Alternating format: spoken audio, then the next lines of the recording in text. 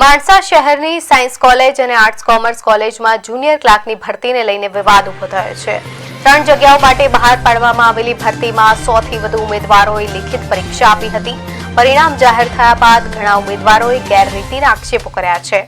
ઉમેદવારોએ આક્ષેપ કર્યો છે કે ક્વોલિફાઈડ ઉમેદવારોની અવગણના કરીને નક્કી કરેલા ઉમેદવારોને જ પસંદ કરવામાં આવ્યા છે।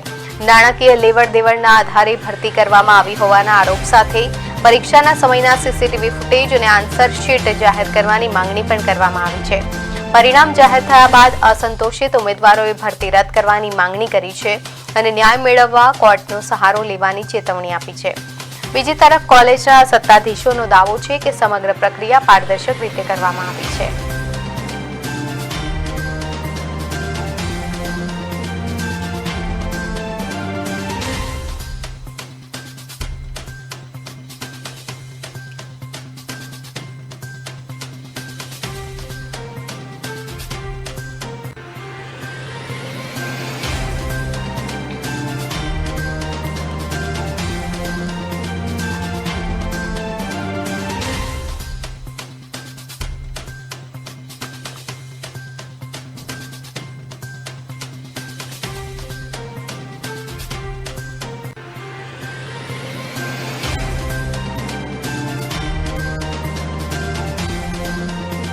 માણસાની જે સરકારી કોલેજમાં જે ગેરરીતિના આક્ષેપ લાગ્યા છે તેમાં આપણે હમણાં વાત કરી શુક્લા સાહેબ સાથે, તેમણે સાયન્સ વિભાગની વાત કરી। હાલ આપણી સાથે જે તુષાર સાહેબ જે આર્ટ્સ અને કોમર્સના પ્રિન્સિપલ છે તેમની સાથે વાતચીત કરવાનો પ્રયાસ કરીશું। શું હતી આખી તુષારભાઈ ઘટના?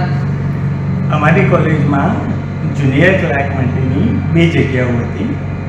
આ બંને જગ્યાઓ માટે અમે સરકારી માર્ગદર્શન પ્રમાણે, ગવર્મેન્ટની ગાઈડલાઇન્સ પ્રમાણે ટ્રાન્સપરન્ટ વેમાં, ઓબ્જેક્ટિવ વેમાં અને બિલકુલ તટસ્થ રીતે ભરતી પ્રક્રિયા કરેલી છે।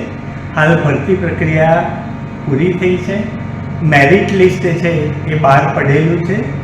હજી અપોઇન્ટમેન્ટ આપી નથી, પણ કોલેજના હેડ તરીકે હું બિલકુલ દાવા સાથે કહી શકું છું કે અમે જે પ્રક્રિયા કરી એ સંપૂર્ણ રીતે તટસ્થ છે અને આ જ ઉજળા સંસ્કાર એ સર્વોદય હાયર એજ્યુકેશન સોસાયટી જે અમારું ટ્રસ્ટ છે એના છે।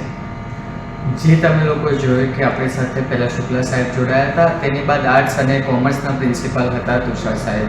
તેમનું કહેવું છે કે આ કોલેજમાં છેલ્લા જ્યારથી શરૂ થઈ ત્યારથી અત્યારે 5 પૈસાનો બી અહીંયા કશું કૌભાંડ કે કશું થયું નથી।